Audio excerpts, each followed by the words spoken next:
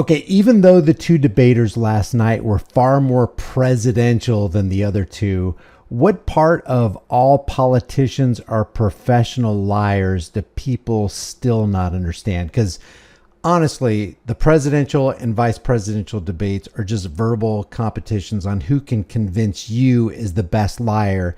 And incidentally, the left thinks that Tim Walz was the best liar, and the right thinks that J.D. Vance was the best liar. So let's just watch some of these clips right here.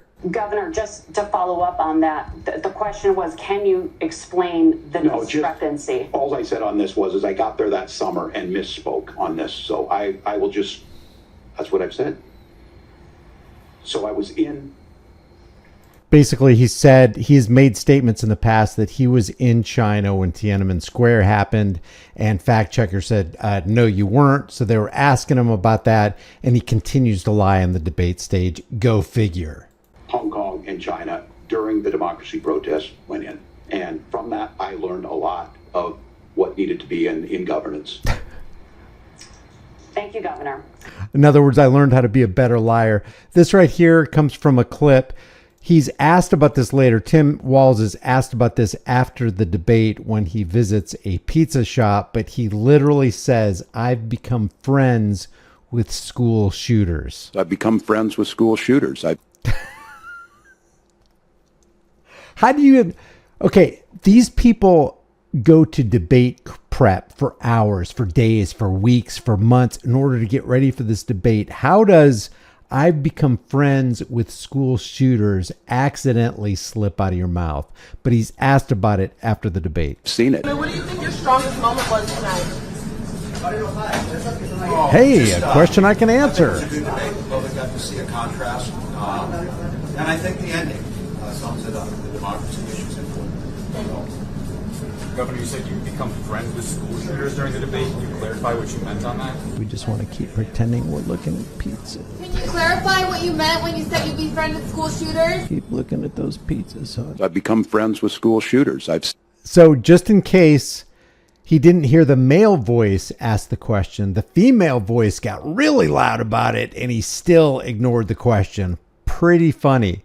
Listen to this. This is from a CNN poll after the debate where this guy's like, hey, basically, this guy didn't earn my trust. He wasn't a convincing enough liar to persuade me. So I'm going to go ahead and J.D. Vance, that is, I'm going to go ahead and vote for Kamala Harris. All 7 of you came in undecided. One of you said they've made up their mind. Ryan, who are you going to vote for, and what kind of solidified that opinion? Well, I'm going to be voting for Kamala Harris. You know, one of the stars. You don't say. I mean, you don't look like somebody who would vote for Kamala Harris. Sort of aspects of that debate that really stuck with me was when they were talking about January 6th and how Mike Pence certified the election, and they were wondering if J.D. Vance would certify the election should Trump lose. And, you know, J.D. Vance didn't really give us a definitive answer, and I'm disappointed in that fact. And I don't think that I can trust someone, you know, with my vote if they're not going to respect it. This guy was voting for Kamala Harris the whole time. There was no being persuaded at a vice presidential debate. Give me a freaking break. To carry the water for delusion, we have again Brian Tyler Cohen, who is often the star on this show because he is a Democratic propagandist. Listen to him spew his BS. In tonight's vice presidential debate, J.D. Vance had one goal: to try and clean up the mess left by his running mate after the first disastrous debate in front of 75 million people. It doesn't take long before you realize whether he was able to accomplish that goal. So first off, here's J.D. Vance trying to dance around the issue of climate change. I think this is a very important issue. Look, a lot of people are justifiably worried about all these crazy weather patterns. I think it's important for us, first of all, to say Donald Trump and I support clean air, clean water. We want the environment to be cleaner and safer. But one of the things that I've noticed some of our Democratic friends talking a lot about is a concern about carbon emissions, this idea that carbon emissions drives all of the climate change. Well, let's just say that's true, just for the sake of argument, so we're not arguing about weird science. Let's just say that's true. Well, if you believe that, what would you want to do? The answer is that you'd want to reshore as much American manufacturing as possible, and you'd want to produce as much energy as possible in the United States of America, because we're the cleanest economy in the entire world. He claimed that. Okay, so we listen to J.D. Vance. Now here's Brian Tyler Cohen's take on what J.D. Vance says. Listen to what he says, and then I want to insert something very important. We need to reshore as much American manufacturing as possible and produce as much American energy as possible. And he's right. And that is exactly what Harris and Biden are doing right now. Let's just say carbon emissions is the problem and that it is causing the climate to change and weather patterns to become disastrous. If it's true that carbon emissions are the problem, then at least in America, you would try to ferret out who is the gross carbon emitter. And in this case, nobody can hold a candle to the US government. So obviously, if weather change and climate change and weather pattern destruction is the problem, and carbon emissions is causing the problem, and the biggest carbon polluter is the United States government domestically and internationally, then if you want to help the planet, then you need to reduce the federal US government first thing. Likely, if that is the cause of climate change, then you're actually going to solve the problem by eliminating government. And I just want to remind you of this without saying anything, because I don't want to capture the attention of any algorithms, but there is, or there was, and still is something called Operation Popeye. And this was revealed by the top shelf authoritative source then and now, according to Google, according to YouTube, according to Yahoo, according to Fake Stream CIA infiltrated Operation Mockingbird, MK Ultra Media. They say Popular Science and the History Channel, hey, they're legitimate news sources. They said there was an Operation Popeye, and they said the US government did this right here back in the 1970s in the Vietnam War, and that was 50 years ago. What kind of technology do you think they have right now to continue using this as an instrument of war? So if you really want to solve the issue of climate change, then wouldn't you lay the axe at the root of the tree and solve the real problem behind it? Brian Tyler Cohen won't mention that. J.D. Vance won't mention that. Tim Walz won't mention that, nor will Kamala, nor will Trump. I wonder why. The current administration's created 800,000 manufacturing jobs, and the current administration is producing... The U.S. government cannot create something without first stealing massive amounts of money from the United States tax cattle. And what's more important, creating jobs or creating value? Because the government can make it look like they're creating jobs when all they are is subsidizing jobs so that they can create products that most people are not interested in buying. This is antithetical to the free market. This is market manipulation using the extorted taxes from the American tax cattle to do it. The most energy. It's ruinous. It's ruinous. Ever. The U.S. right now is the most energy independent it's ever been, including when Donald Trump was president. Meanwhile, if J.D. Vance is advocating for reshoring manufacturing jobs, great, but how does he square that with the fact that his running mate lost 150,000 manufacturing jobs when he was president? So they're comparing apples to oranges here. I'm not a Trumpian. I'm not a Kamala Harrisian or a Bidenian. But you've got to factor in the Convid 1984 by George Orwell planned organized shutdown of the U.S. economy, according to James Bullard from the U.S. the St. Louis Federal Reserve, into the equation. They shut the economy down to save lives. And now Democratic propagandists like Brian Tyler Cohen and many others are using that as a political bat to hit Trump over the head with. Very clever, you WWE promoters. To his credit, also made another great point when it comes to climate change. Senator Vance has said that there's a climate problem in the past. Donald Trump called it a hoax and then joked that these things would make more beachfront property to be able to invest in. But my farmers know climate change is real. They've seen 500-year droughts, 500-year floods back to back. But what they're doing is adapting, and this has allowed them to tell me, look, I harvest corn, I harvest soybean, and I harvest wind. We are producing more natural gas and more oil at any time than we ever have. We're also producing more clean energy. And then, of course, if you want... Let me just... Yeah, American farmers do know it. But do they know it because there's some tampering involved? Do they know it because there's projects like this going and soaring? And this is back in the 1970s. The Nixon administration distracted, denied, and it seems outright lied to Congress, but enterprising reporters published damning stories about rain being used as a weapon, and the Pentagon Papers dripped classified details like artificial rain. Eventually, the federal government would declassify its Popeye documents, and international laws aimed at preventing similar projects would be on the books. You think they're not still involved in that? Why aren't those brought up during the debate?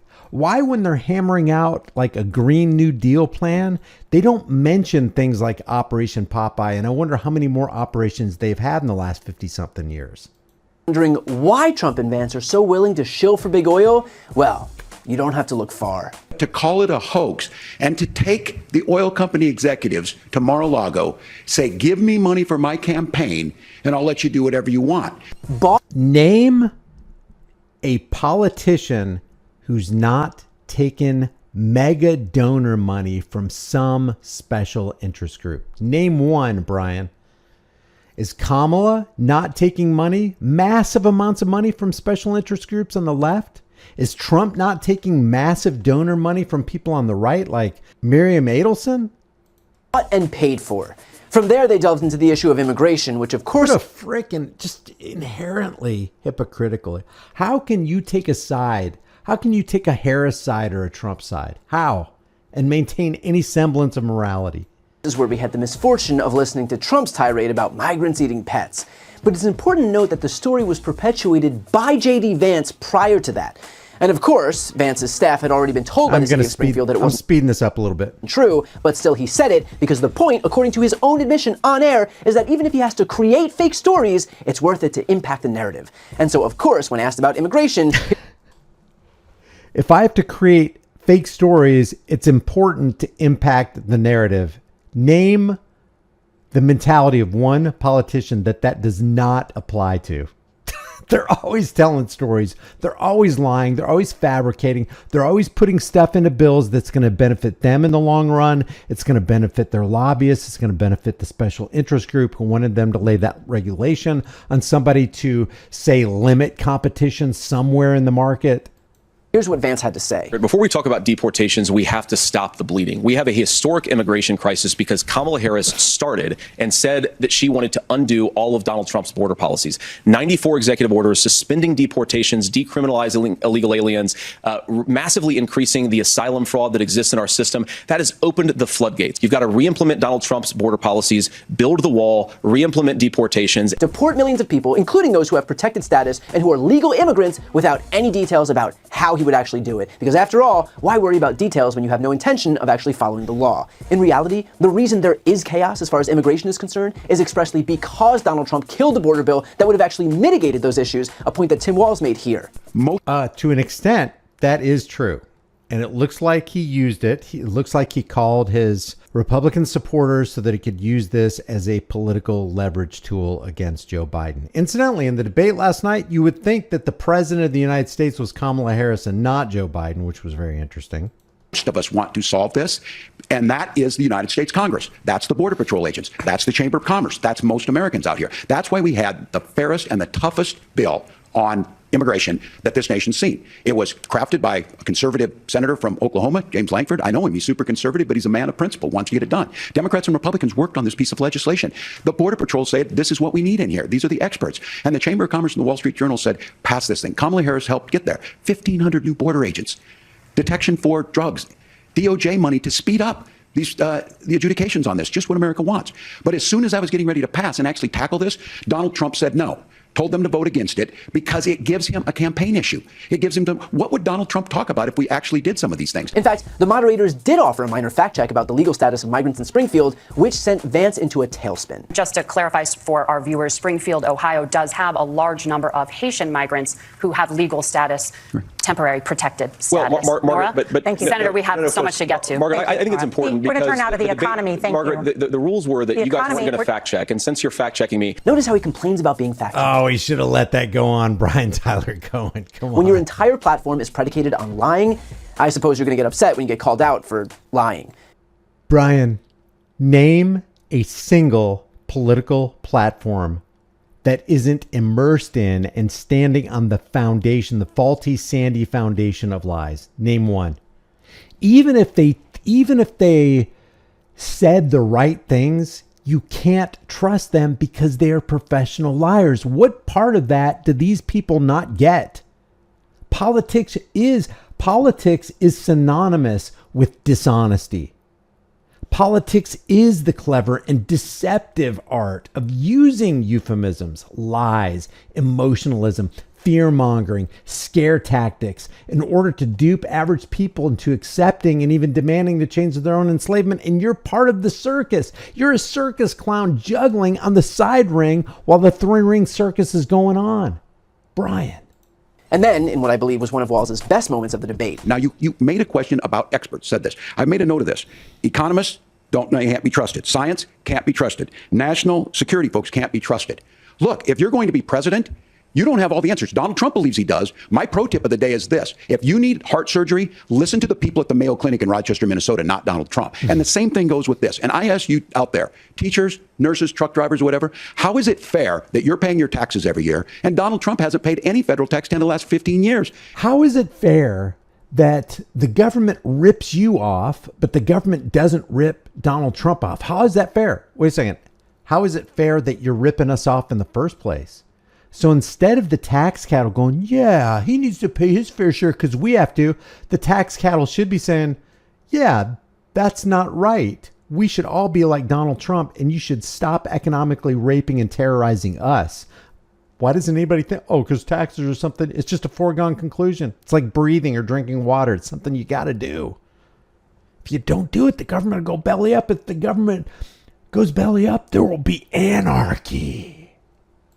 In the last year as president. The only thing worse than having a megalomaniacal narcissist in office who thinks that he can fix everything alone is having an incompetent megalomaniacal narcissist in office who thinks he can fix everything alone. Trump has no actual record to run on, just a lot of branding. But dig 1 inch beneath the surface and you'll realize that there's nothing there. On abortion, you could say the exact same thing about every single politician throughout the ages. The exact same thing. You freaking hip. These people are making boatloads of money to peddle their propaganda. Here's what Vance had to say. I would love to meet Brian Tyler Cohen. I would love to do an interview with him. I would love to sit down and do a live stream with him and ask him these questions. Are you going to sit there and tell me that Kamala Harris is not a bald-faced liar? Are you going to tell me that she's not in the tank for her corporate donors, just like Donald Trump is in the tank for his corporate donors? Are you serious about that? Because until we get people to realize and herald the truth of the matter, that every single politician, every time they talk, should be accompanied by a laugh track. We should be laughing them out of town. We should look at politicians and politics and bureaucrats as, just something a stench in the nostrils of all Americans. Till we come to that point, ain't nothing going to happen.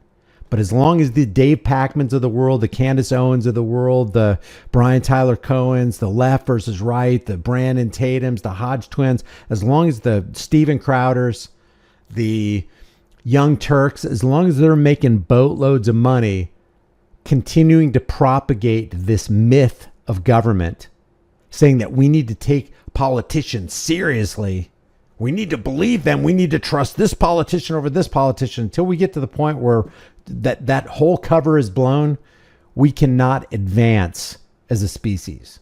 Well, I never supported a national ban. I did when I was running for Senate in 2022 talk about setting some minimum national standard. Vance says he never supported a national ban, but he supported a national minimum standard, otherwise known as, you guessed it, a ban. You can't make a national minimum standard of 6 weeks or 8 weeks or 12 weeks and think that you are tricking anyone into thinking that that's somehow not a ban. And you should be against all bans, because a ban criminalizes somebody. And since you're against this ban, why aren't you against the gun ban that Kamala is trying to institute that makes tens of millions of Americans illegal and criminal in the eyes of the state?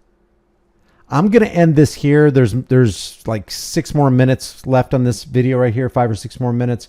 But I'm going to end this right here. I don't want this video to be too long. Leave your thoughts about this for the world and the global thought, please, in the comment section below. If you haven't done so already, subscribe to the channel. Hit the bell notification icon. Give it a thumbs up. Share it with everybody you know. Don't forget to subscribe to my email list through my website, highimpactflix.com. Remember, in times of universal deceit, telling the truth, which Brian Tyler Cohen does not do, is a revolutionary act. If the revolution is to be, I guess it's up to you and me. See you in the next video.